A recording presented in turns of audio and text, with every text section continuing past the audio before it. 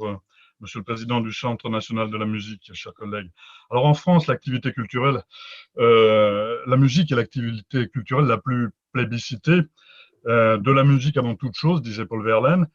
La crise du Covid-19 a des conséquences dramatiques sur le secteur. Le monde de la culture exprime donc son inquiétude concernant l'avenir de la création, de la diffusion et de la programmation musicale. Pour ma part, je considère que le soutien aux acteurs de la diffusion et de la création des œuvres musicales doit être accéléré et pensé nationalement, de façon durable, au vu des conséquences au long cours de la crise.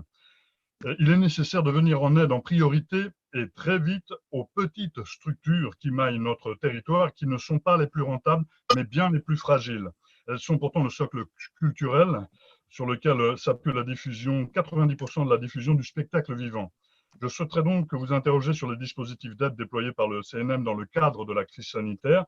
Les différents fonds de secours mis en place semblent insuffisants. 50 millions d'euros annoncés par le président, et vous avez dit vous-même qu'il y a 2 milliards de pertes annoncées. Face à l'insuffisance des dispositifs d'aide, les collectivités territoriales, elles, sont sollicitées pour abonder les fonds de secours. Cela risque d'aggraver les inégalités territoriales. Effectivement, aujourd'hui, à part peut-être la mairie de Paris, rares sont les villes qui ont les moyens notamment de geler les loyers des acteurs culturels pendant 6 mois. Et concernant spécifiquement le fonds de secours TPE et PME du secteur, il n'a distribué que 3,4 millions d'euros sur les 11,5 millions d'euros dont il dispose. Les besoins sont pourtant considérables et devraient être extrêmement rapides à être diffusés. Pourriez-vous me dire quelles en sont les raisons, s'il vous plaît? Merci. Merci, Monsieur Larive. Monsieur le député Larive interroge sur les 3,4 millions d'euros qui ont seulement été dépensés sur les 11,5 millions. D'abord, nous, c'est de l'argent public et nous vérifions véritablement quelle est la nature du plan de trésorerie qui nous est présenté. Mais ces 3,4 millions d'euros, ils ont pris en compte les difficultés qui existaient jusqu'à fin mai.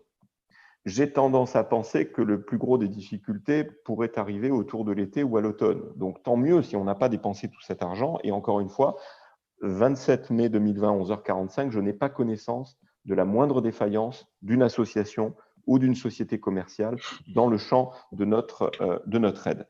Nous sommes là pour accompagner, pour continuer à accompagner, mais du côté des titulaires de la licence d'entrepreneur de spectacle, il n'y a pas eu de défaillance. Ce qu'on peut dire, c'est que si on a été refusé dans la première, il y a eu 6 vagues d'aide. Si on a été refusé, on peut naturellement revenir, donc ça n'est pas une décision définitive. Et même dès lors que le plafond est rehaussé, si on a eu une aide lors des 5 premières vagues de décision, on peut revenir à concurrence naturellement du plafond. Donc, ce n'est pas pour solde de tout compte. On a essayé de mettre en place un dispositif adaptable et je n'ai pas de doute que ces 11,5 millions seront bel et bien dépensés. Mais nous allons continuer à accompagner ces structures pour éviter les défaillances. Madame la députée Metz évoquait l'articulation avec les collectivités territoriales. Dans le détail, la convention avec Paris, qui est un peu le modèle numéro 1 en quelque sorte, il y a un autre grand conseil régional, mais nous sommes tombés d'accord pour dire que tant que les élus n'avaient pas voté, il était difficile d'en parler, donc vous allez m'excuser, mais je ne vais pas vous en dire plus, mais ça sera à peu près la même chose. Nous avons notre fonds qui a évolué, qui peut aller jusqu'à 35 000 euros par aide. Le principe qui a été discuté, c'est que cette aide-là peut être majorée de 50%, donc aller de 35 000 à 50 000, au bénéfice des structures, associations ou sociétés commerciales, qui sont dans le ressort territorial de la région ou de la ville en question. Donc, en clair, et ça me permet d'évoquer la question posée par vous sur comment ça se passe, on a un dossier très simple à télécharger sur le site cnm.fr. On le reçoit, l'équipe du CNM regarde le plan de trésorerie, il peut y avoir des échanges et émet un avis. À partir de là, on consulte la commission 1, les présidents de la commission 1, qui est la commission d'aide aux entreprises en difficulté.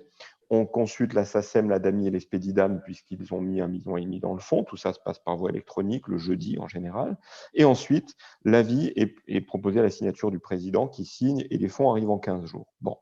L'intervention des collectivités territoriales va permettre de majorer cette aide de 50%. en les informant naturellement, mais en gardant la liberté de décision du CNM. Ça veut dire qu'une collectivité territoriale ne va pas impacter négativement, par exemple, en disant non, ça là, je ne veux pas, on ne l'aide pas. C'est simplement une majoration automatique pour les entreprises du ressort territorial de la collectivité. Donc, c'est assez simple et ça va permettre, dans ces ressorts territoriaux-là, de vraiment majorer cette aide de 50%.